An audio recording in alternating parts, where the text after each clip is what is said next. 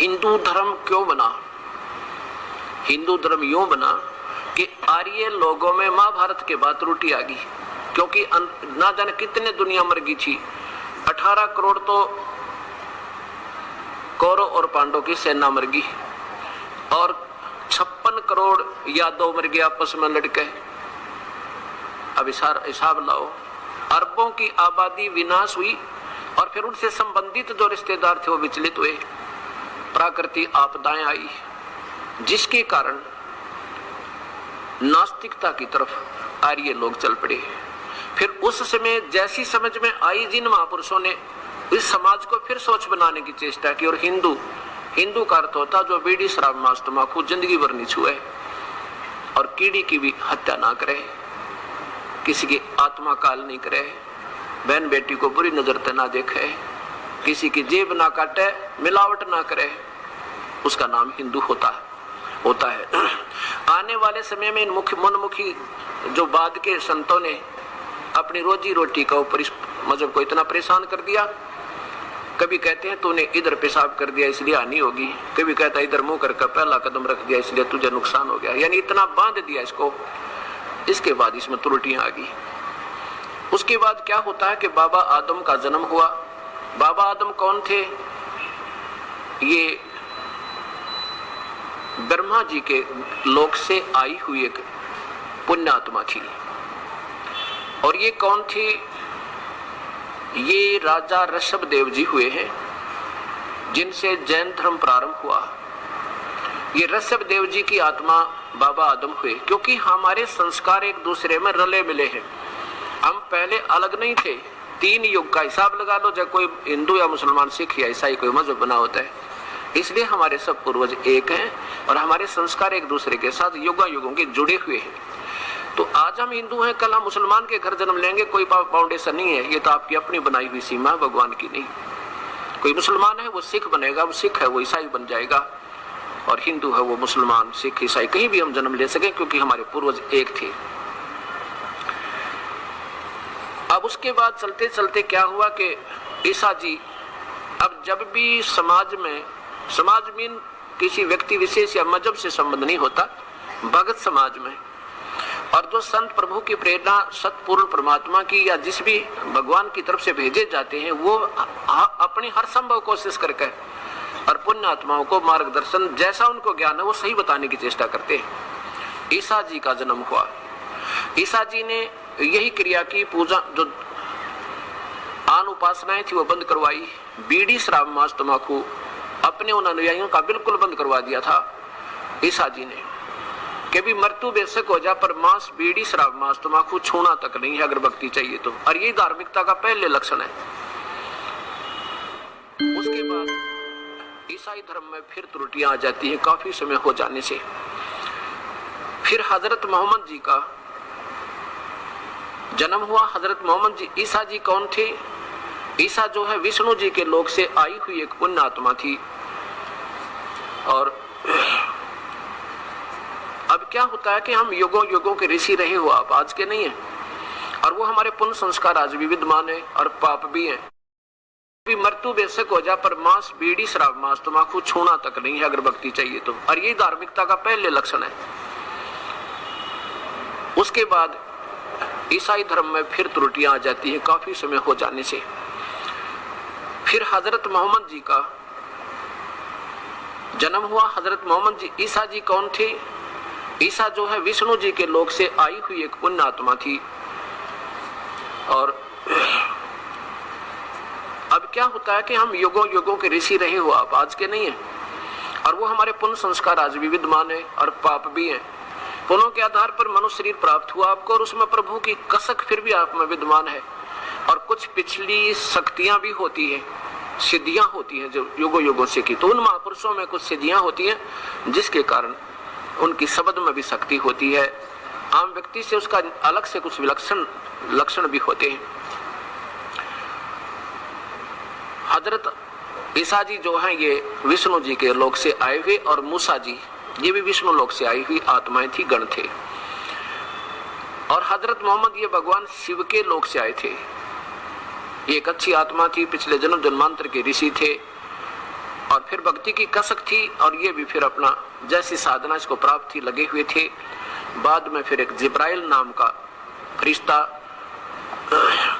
अब काल प्रेरणा से उनके पास आया, उनको फिर भक्ति मार्ग अपना हिसाब से बताया कि एक प्रभु की भक्ति करनी चाहिए और नहीं करनी।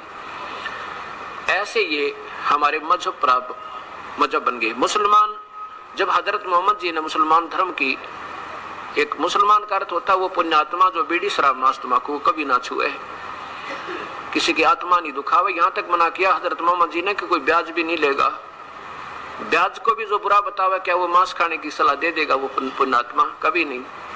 ये अब वर्तमान के लोगों की अपनी अटकलें हैं। 1,80,000 हजरत मोहम्मद जी के अनुयायी हुए थे, वो पुण्यात्मा पाक आत्मा, उन्होंने कभी मांस को छुआ तक नहीं, और ना शराब हुक्का तंबाकू, ये तो वैसे ही नहीं, बीमारी पहले थी। अब काफी समय उपरांत सिख धर्म, वैसे तो गुरु नानक देव जी से लेकर जो 10 सच्चे बादशाह हुए हैं तो 9 तक तो कोई मजहब था ही नहीं।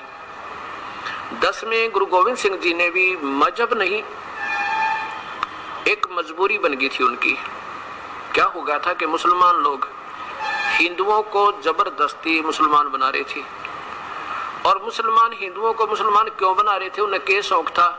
उन्होंने अपनी पूजा को जो वो कर रहे हैं, क्या कर रहे हैं कि हजरत मोहम्मद जी को जिब्राइल देवता एक फरिश्ता आया और उसने कहा कि ये और बुत मूर्ति पूजा बंद करो, अन्य देवताओं की पूजा मत करो, एक प्रभु की आराधना करो। इस करके उन्होंने ये लिखा, अब दिखाऊंगा आपको कुरान शरीफ में लिखा कि जो एक परमात्मा ने छोड़कर आन उपासना करते हैं देवताओं की, फरिश्तों की, दूसरों की, वह तो काफिर कहा है, वो तो मूर्ख आत्मा। जैसे गीता जी में आपने 7वें अध्याय के 12 से लेकर 15 श्लोक पढ़ा था कि ब्रह्मा विष्णु महेश और नीचे के जितने भी देवता हैं इनकी पूजा मूर्ख लोग करते हैं। और यही कुरान शरीफ में, और यही पवित्र बाइबल में, और यही चारों पवित्र वेदों में, और यही गुरु ग्रंथ साहिब के अंदर केवल एक प्रभु की आराधना करने से जीव का छुटकारा होगा। तो मुसलमान अपनी साधना को सर्वश्रेष्ठ मान करके हम एक पूजा करते हैं, हिंदू हजारों कर रहे हैं, ये आन देवताओं की पूजा करते हैं, ये भोली आत्मा है, इनका कल्याण नहीं हो सकता। इसलिए उन्होंने सोचा कि जबरदस्ती भी अगर हम इनको सतमार्ग दे देंगे तो इनका कल्याण होगा।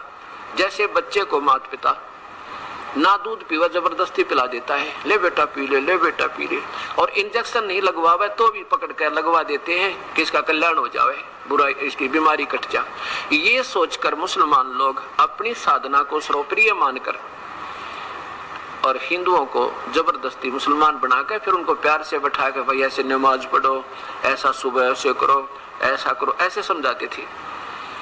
लेकिन गुरु गोविंद सिंह जी ने कहा भी देखो ये है भक्ति का मार्ग, इसमें आप अपनी साधना बताओ, अपना प्रचार करो, हम अपना कर रहे हैं, जिसको जो अच्छा लगेगा सिलेक्ट कर लेगा, इसमें बाई फोर्स नहीं करना, ये तुम्हारी गलती है।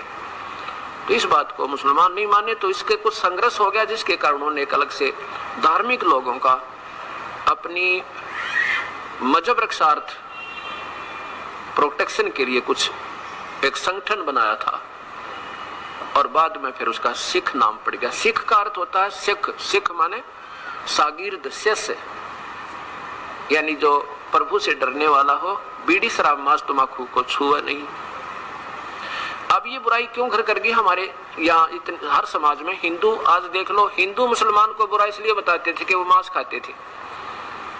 हिंदुओं को ने मुसलमानों को नफरत हेट इस ढंग से गुरुओं ने करा रखी थी, हिंदू गुरुओं ने, कि ये मांस खाते हैं और मांस खाने वाला महापापी प्राणी होता है। इसलिए हिंदू मुसलमानों से द्वेष करते थे।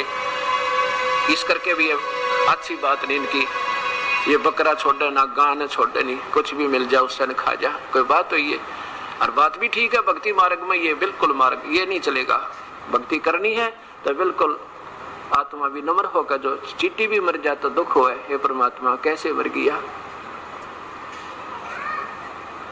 तो ऐसे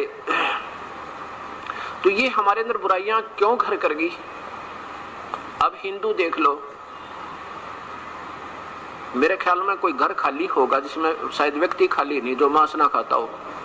मांस मीन से अंडा भी खाना पड़े, हुक्का तो सारे पीवे तकरीबन, बीड़ी पीवे, और शराब की टालना और मांस की कती टालनी, और बल्कि स्पीड बढ़ रही है।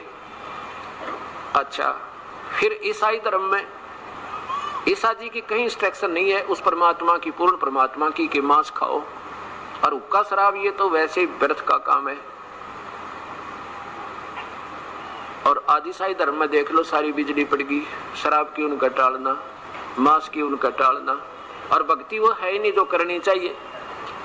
ऐसे ही मुसलमान धर्म में देख लो आज, है मांस तो ऐसा बना दिया जैसे लाडू जलेबी होती है। और अब सिख धर्म में देख लो, उन 10 महापुरुषों का कोई प्रमाण दिखा दो जिन्होंने कभी बीड़ी शराब मांस तंबाकू को छुआ होता है। फिर तो आप अनुयायी कैसे हो गए उन पवित्र आत्माओं की? आत्मा को दुखी कर रहे हो आप, उनको ठेस पहुंचा रहे हो जिनका निर्मल समाज बनाया था, मांझ धोकर साफ किया था, आज फिर जुल्म शुरू हो गया। ऐसा क्यों हुआ? अब एक अटकल लगा ली सिख समाज ने। क्या कहते हैं? कहते गुरु गोविंद सिंह जी ना ने भी बकरा बड्डा सी, कद बड्डा था भाई, जब उन्होंने 5 प्यारों की परीक्षा ली थी, ठीक है, उनने तो बढ़ दिया और वो जीवित भी कर दिया, वो महापुरुष थे। तब उनकी हर रीस करके देखो उनकी, उन्होंने उसको बढ़ भी दिया और जीवित भी कर दिया। और तुम जीवित करके दिखाओ, तुम बढ़ सको हो और उसको जीवित करके दिखाओ। क्या फिर उन्हें मांस खा लिया? वो हद कर दी भाई। अब ये बातें क्यों करगी? क्योंकि हमें वास्तविक उन महापुरुषों के जाने के बाद वर्तमान के जितने भी मजहबों के आज गुरु लोग हैं, इनकी हिम्मत नहीं पड़ी कि इन बुराई छुटवा दें। इन्होंने तो अपनी रोजी रोटी बना रखी है कि बस ये लगे रहे जैसे कर रहे हैं, बस ठीक है। लेकिन वो डॉक्टर ठीक नहीं होता जो मरीज के अनुसार चले। डॉक्टर वो होता है कि बेटा ये परहेज रखना है और ये दवाई खानी है, अगर नहीं खाएगा तेरी मृत्यु हो जाएगी। तो आज समाज हमारा बिल्कुल डेड होता जा रहा। भगत समाज, चाहे हिंदू है, चाहे मुसलमान, सिख या ईसाई। अब हमें जरूरत है उन महापुरुषों के उन आचरणों को, उनके द्वारा दिए गए अनमोल वचनों को फिर दोबारा रीड करने की, सोचने की, समझने की, पढ़ने की। अभी तक तो हम वर्तमान के जो महापुरुषों ने जो उनकी अटकलें लगाई, जैसे उनके समझ में आई, अपने धार्मिक शास्त्रों को हमारे को उनके विपरीत दिशा दे रखी है। अब मुसलमान क्या कहते हैं कि हमारे हजरत मोहम्मद भी भोग लगाते थे। नादान कहीं के पीछे महापुरुषों को बदनाम करने लग रही है इसी प्यारी आत्मा। कहते हैं परमात्मा कबीर साहब के, पूर्ण परमात्मा के दर्शन हुए थे गरीबदास जी महाराज ने, और उनकी रजा से फिर उन्हें बताया कि कबीर साहब ने बताया है कि नबी मोहम्मद नमस्कार है वो राम रसूल कहाया, 1,80,000 को सौगंध जिन नहीं कर चलाया। 1,80,000 वो पैगंबर अनुयायी हुए थे हजरत मोहम्मद जी के। कहते कसम है उन महापुरुषों ने कदे कर्द ऐसे नहीं चलाया जैसे तुमने जुल्म कर रखा है। उन्हें कभी कर्द नहीं चलाया, कभी मांस नहीं खाया। क्या बताते हैं कि अलह अरस पुरुष पर अलह तकत है, ऊपर परमात्मा का अरस में आसमान में एक सतलोक है, सचखंड है, वहां परमात्मा अपने सतकत पर विराजमान है। अरस पुरुष पर अलह तकत है, खालिक बिन नहीं खाली, और वह पैगंबर पाक पुरुष थे साहिब के अब्दाली। कहते हुए पैगंबर हजरत मोहम्मद, हजरत मूसा, हजरत ईसा जैसे वो तो पाक पुरुष थे, पवित्र आत्मा थी, साहिब के अब्दाली यानी परमात्मा की कृपा पात्र थे। उन्होंने 1,80,000 को सौगंध जिन नहीं कर चलाया। अब मुसलमान धर्म ने किसी से बच्चे तो पूछ कर देख लो, कोई नहीं मानने कि हजरत मोहम्मद जी मांस नहीं खाते थे। ठीक है, उन्होंने जब तक ज्ञान ना हुआ होगा तो दूसरी बात है। देखो ना जाने कौन की गलती कर ले। अपनी 40 वर्ष की उम्र में उनको जब ये जबराइल जी आकर मिले थे, उसके बाद उन्होंने छुआ तक नहीं किसी मांस मिट्टी को। अब सिख समाज में कोई बात करके देखो, अब तो चलो ये यूं नहीं कहते कि हमारे गुरु लोग भी खाया करते थे, शुक्र है अब तक ये तो बंद है कि वो नहीं कह रहे कि वो भी खाते थे। और 1000 वर्ष के बाद दिखा दूंगा इस समाज में कोई नो कहने वाला नहीं मिलेगा, बल्कि यूं कहेंगे साढ़े गुरु नानक देव जी भोग लगाते सी, ये कहने लग जाएंगे, उन महापुरुषों को बदनाम करने लग जाएंगे। अब देखो उन महापुरुषों ने, ये भी तो 300 वर्ष भी ना हो इस सिख धर्म की स्थापना को, और इसमें इतनी बुराई कर की, बीड़ी तो चलो नहीं पीते, मांस और शराब, हे भगवान। तरह गजब हुई हो। अब बुराई करें वो लोग और दुख हो हमने, क्योंकि ये प्यारी आत्मा दिशा भूल गई। उन अपने महापुरुषों के, उन पूर्वजों के वंशजों के ऐसा जुल्म करने लग गए, उनकी आत्मा रो रही है वहां पर। तो अब हमने इसको फिर देखना होगा और हमने फिर इस भक्ति मार्ग को एक रस करना होगा। समाज से बीड़ी शराब मांस तमाकू ये बिल्कुल हटेगी जब ये भक्ति चलेगी, नहीं तो केवल नाटकबाजी है, करते रहो, लाख जन्म भी सफल नहीं हो सकते।